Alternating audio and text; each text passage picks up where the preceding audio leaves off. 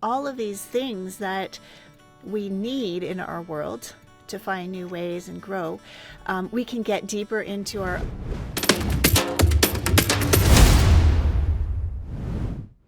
Hello and welcome to Finding Your Spark Again. I'm so glad you're here with us this week.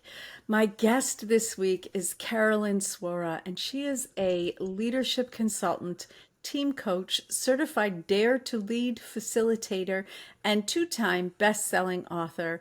Her award-winning book, Evolve: The Path to Trauma-Informed Leadership, brings new focus to an often ignored yet critical leadership component, the nervous system.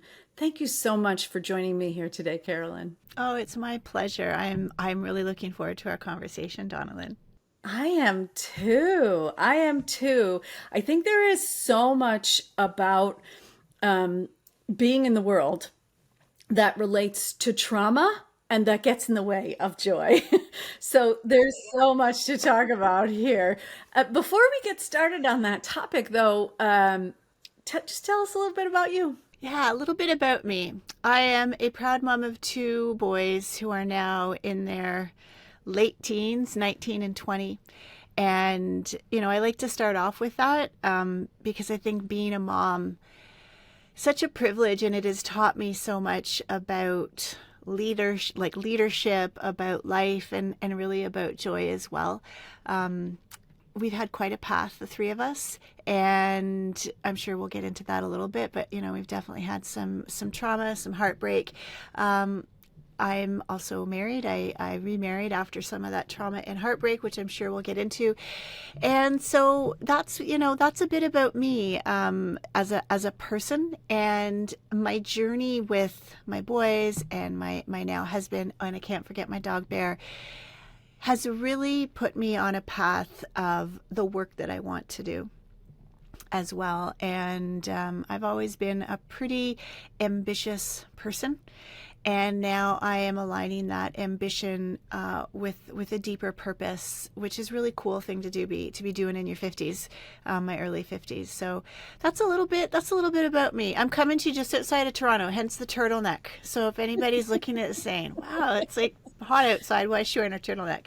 It's not really hot here. We're It's only hovering hot about here. zero. It's not hot in most of the other parts of the United States either. Yeah, It's just that I picked the one hot spot. there you go. I'm so glad to have you here, and I'm so glad to hear you talk about your home life and how there is framework for your not just your success, but your ability to experience all of life, right? Because that's what I hear in your story is that it's been the roller coaster of life, right? And those downs are really as important as the ups, even though sometimes we think, I wish I had avoided that. Here's what I've learned is it's not about avoiding things, it's about leaning into them. And for so many years of my life, I thought I was fearless, right? You're told, be fearless, go in. And what I've come to learn just in the past 2 years is I was full of fear, but so unconscious to it. And I think that's where the joy gets tapped out. That's where we really disconnect from who we really are, when we don't honor our feelings, whatever they are, and we run from them, or we unconsciously sort of ignore them. And yeah, that's exactly what I'm saying. If we can learn to, when we can learn to ride that roller coaster, it just comes with so much to learn from. I really relate to what you're talking about. I feel like we do walk through trauma in different ways, and when we walk through it head first, when we go like it's okay, and I don't mean head first, I mean moving forward. And I love hearing you talk about how it really is about experiencing all of it, right? Because we can't have those moments, even those moments of peace, of true peace, without letting those other things move through. Right. And so I know that you and I have been through, in a very different way, but a similar experience in that I lost my husband a couple of years ago, and I know that your first husband has passed, and I wonder how much that colors your current work, your experience with that. Yeah, well, it has a lot. And even before Paul passed away, there was other trauma there that I didn't really understand. So, when Paul was sick for those 6 years and I was raising the boys, I didn't use the word trauma. I didn't think it was traumatic because I used to think of trauma as an event. And I was really clear that I did not want this event of having a diagnosis that he received. I didn't want to get pity from anybody, and I just didn't want it to stop me from experiencing life. But what I didn't understand is that I was really limiting my ability to be in that moment. He was sick for 6 years, and that's a long time, and it gave us a long time, I think, to process some things. And I promised him that I was going to do something with it. I didn't know what. I said, this sucks, it's horrible, but I promise you I'm going to do something with it. And it took, he passed away in '09. My dad passed away 3 weeks before him. And so both of those two people were very instrumental in shaping who I am as a person. And I was just so numb through all of it. I've spent most of my life being numb to a lot of things, and that numbs out the good and the bad. Or I don't even want to say good and bad because feelings are feelings, but it numbed me from a lot. And I just went into hyperactive overdrive. I'll perform, I'll do well, I'll keep a roof over the house, I'll be a good mom, and really disconnected from myself. So, if it's not too personal, what really prompted your ability or your desire to come back to yourself, to say, yeah, I need to be all of me now? Watching my sons struggle in their teens and realizing, whoa, this trauma word is not what I thought it was. And so it led me on a personal journey to realize there were just some moments of synchronicity. And I won't get into those details, but it just was like, I've always had a pretty good intuition. I'm like, this is not an accident that these two things are very similar. And I started studying the Enneagram with Beatrice Chestnut and Urania Pius. And that was the first exposure for me to understand that we have these three centers of intelligence: our head, our heart, and our body. And that was essentially the beginning of the journey into my body, which, when we get further into trauma research, and there's so much more of it now than there used to be, trauma is a memory. Trauma is stored in our body when we are in a situation that is too big for us to handle. And when I reframed what I learned, like when I reframed what trauma means, I was like, oh my gosh, yeah, okay, I got a lot of stuff going on in there. So that has led me on this path of really being committed to bring my body back online, and really treat it, as I've heard several others say, treat it as an instrument, not an ornament. And I think until then it was an ornament. And what I mean by that is I didn't treat it like it was helping me. It was just sort of there, and it's like, the head was doing all the work. So there's a lot more integration now. I'm really glad to hear you talk about the head, heart, and body portion of it. It's one of my favorite parts of your book, and I feel like it's a leadership book, and we talk about all these same topics in every area of our lives. So it's so useful. It's really useful. So this is really common where we're just using our logic and we're like, I'm good. I got this. But we can't be in our experience if we are only from the head up. This is to me where my desire to bring more insight and, yes, heady information to business leaders is our nervous system is an untapped resource that we can mindfully cultivate and nurture and grow and learn how to resource our body through our nervous systems. And that was for me just an eye opener. I thought, why did I not understand the science of this before? And I think it's, there's facts, there's data with that. And then you can add sort of the other more essence flow, spiritual kind of, what's my bigger purpose? But like our nervous system connects your head, heart, and body all together. So they really go together. Yeah, it's incredible. It really is incredible. And it's incredible this thing that you mentioned earlier. There's a old saying, the only way out is through, right? It's like when we go into the body, when I was really young, I always wanted to be in my spiritual self. I was like, I did not want to be in this body, And so anytime that I was in some sort of flow, I was like, yep, this is good. Right. And anytime that I was having to sort of really pay attention to my body, I was like, I don't really like this. And that being willing to be in the spacesuit, right? Because we are in the body. It's just the way it is. And being willing to say, okay, this is a mechanism, and it has, just like any spaceship. I watched a lot of sci-fi, can you tell? But,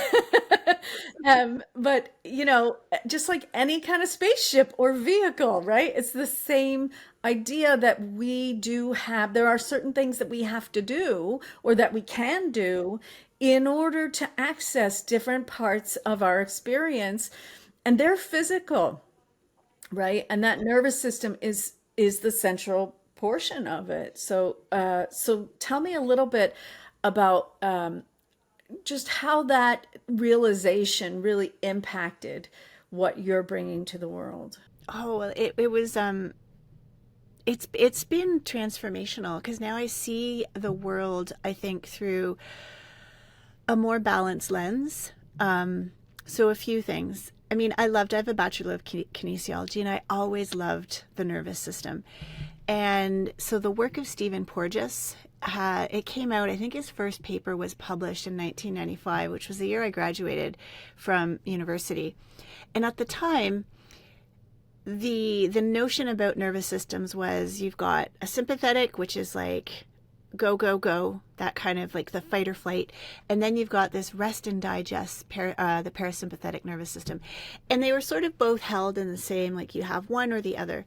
Well, Stephen Porges's work around polyvagal theory has really shifted that and helped us understand something called the vagus nerve. And so without turning this into a science lesson, essentially it's the science of safety.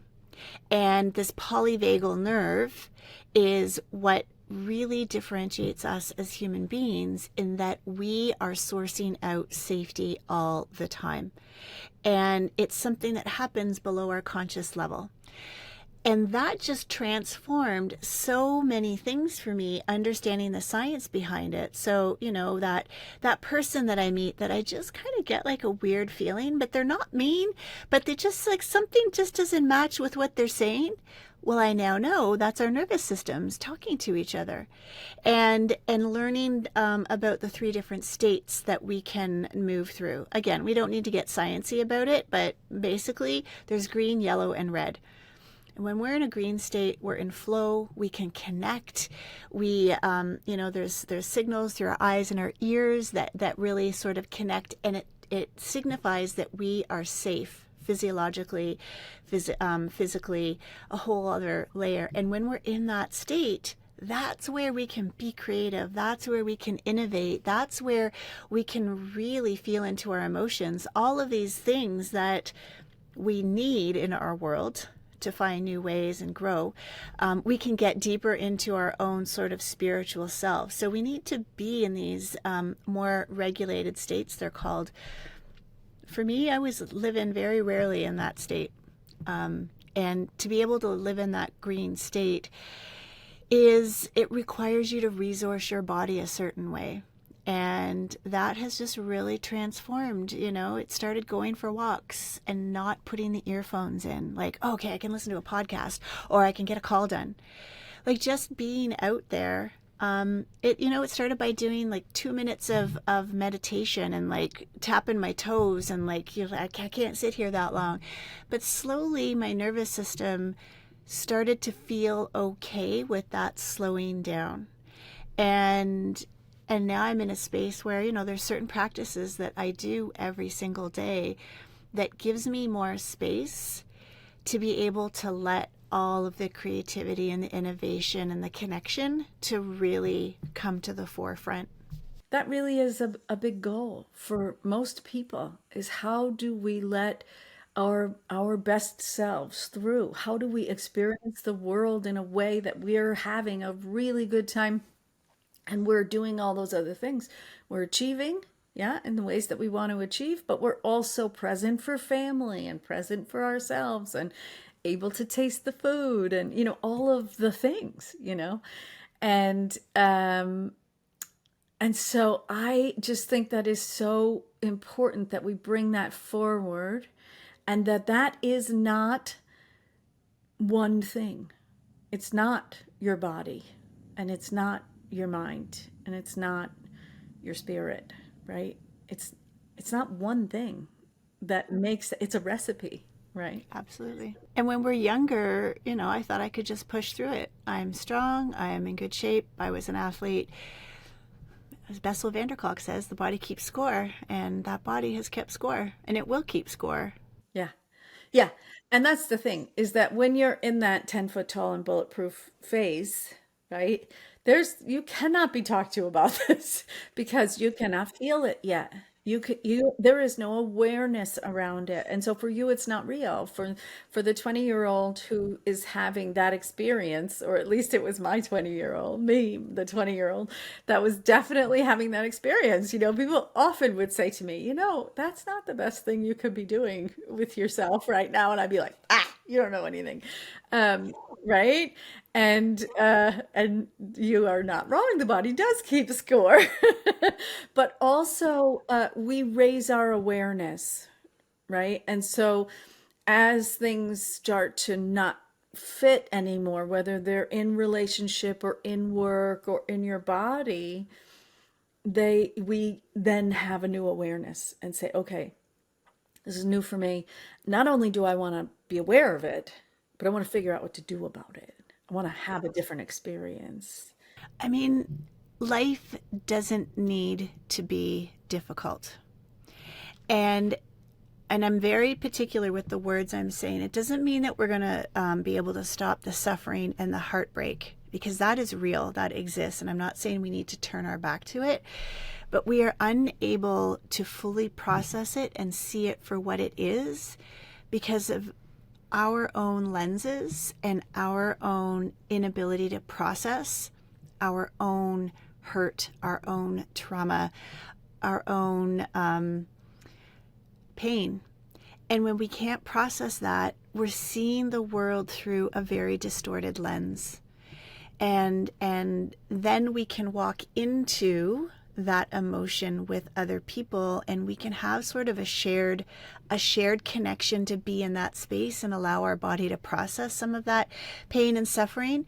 And I can't remember the quote, but I know there's a lot of sort of spiritual leaders who've talked about like suffering is the path to more fullness, right? To be able to see and experience. And I just think when I look at our world and how painful it is and all the heartbreak in our world, I think our ability to sit in this pain and learn to walk into it and know that we can and will come out on the other side, I think that will help our world in so many ways.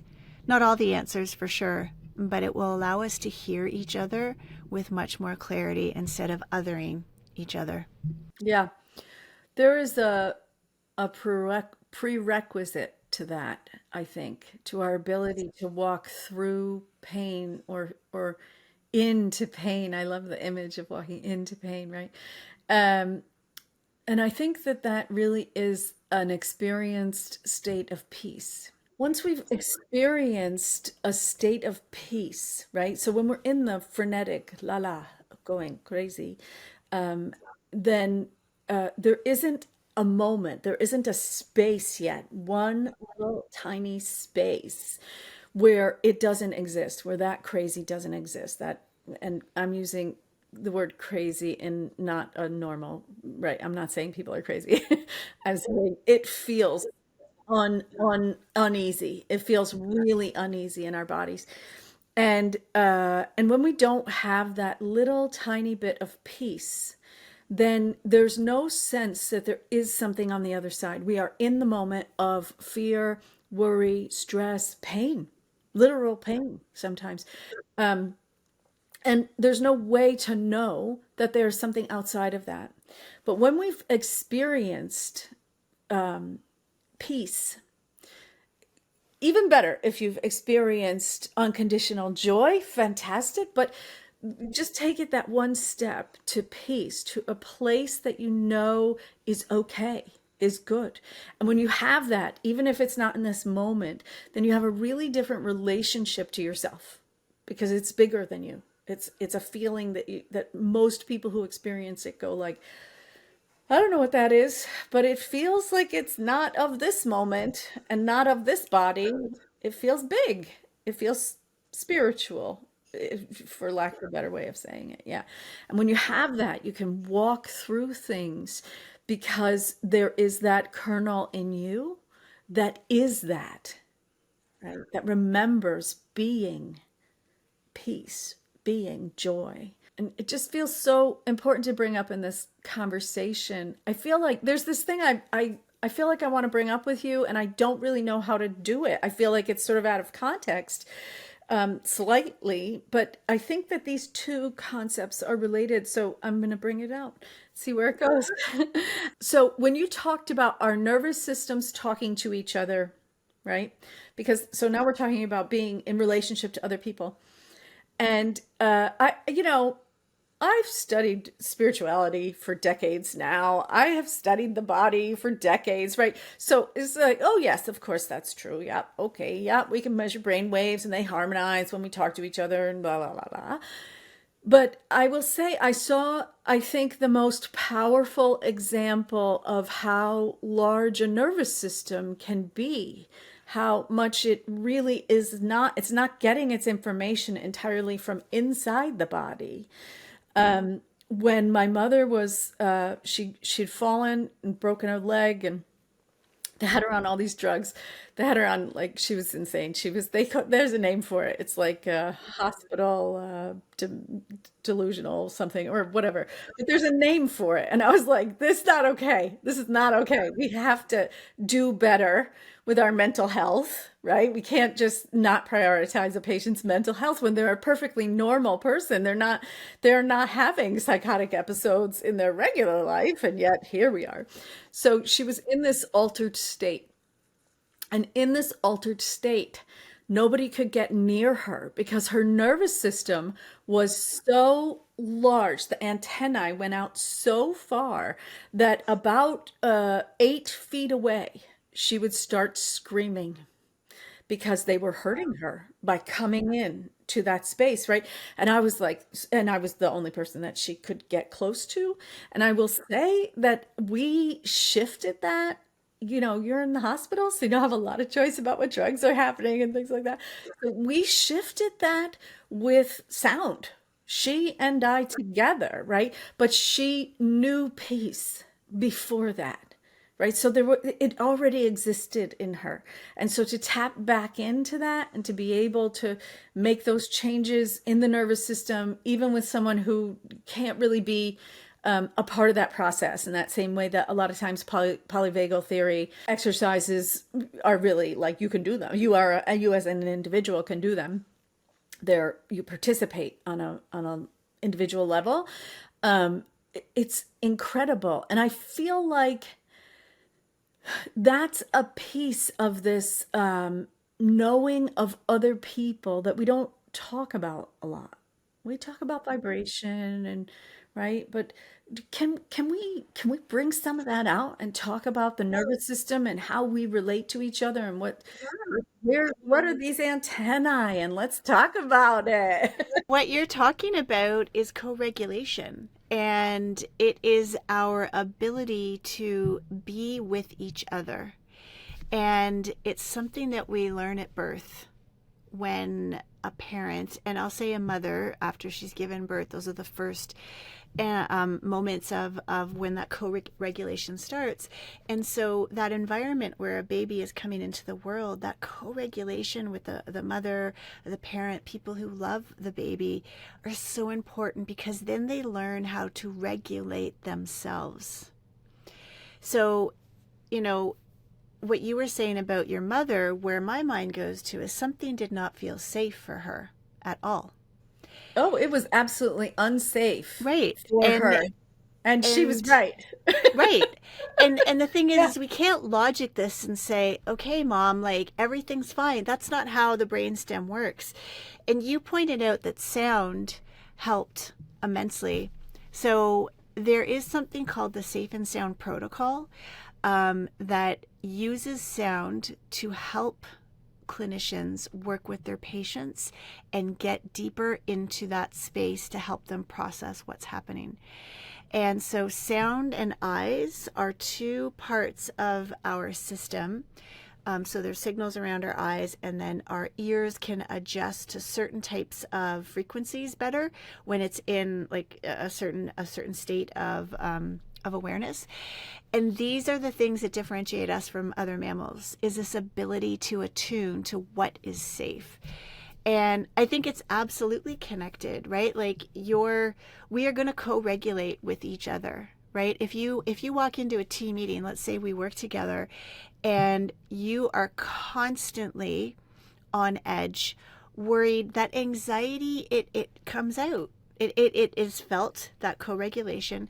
And on the other side of it, the calmness comes out as well. And have you ever been with somebody where, maybe you're a little bit heightened, and then the person you're talking with slows down, maybe takes a few intentional breaths, and just gives a little bit more space in the conversation?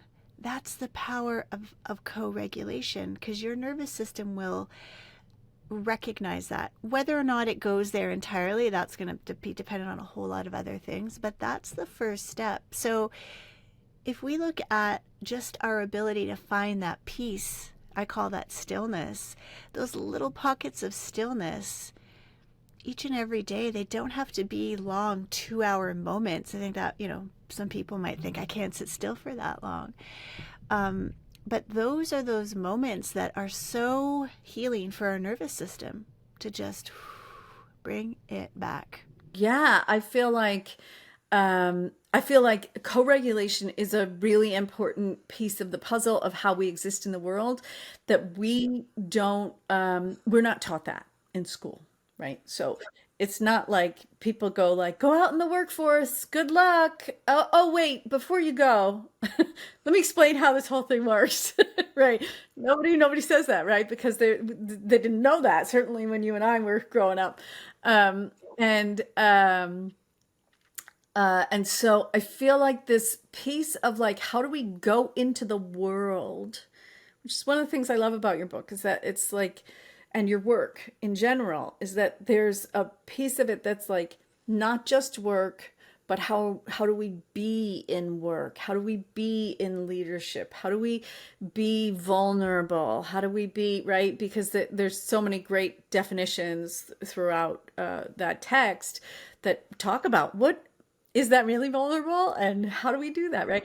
And this portion that we're talking about right now, I feel like it is a central piece of information to really comprehend before you can go into any of these real world experiences, and have them make some sort of sense, right? That shifting of your belief system is so great. It's so great. I feel like we could talk all day, We and probably could.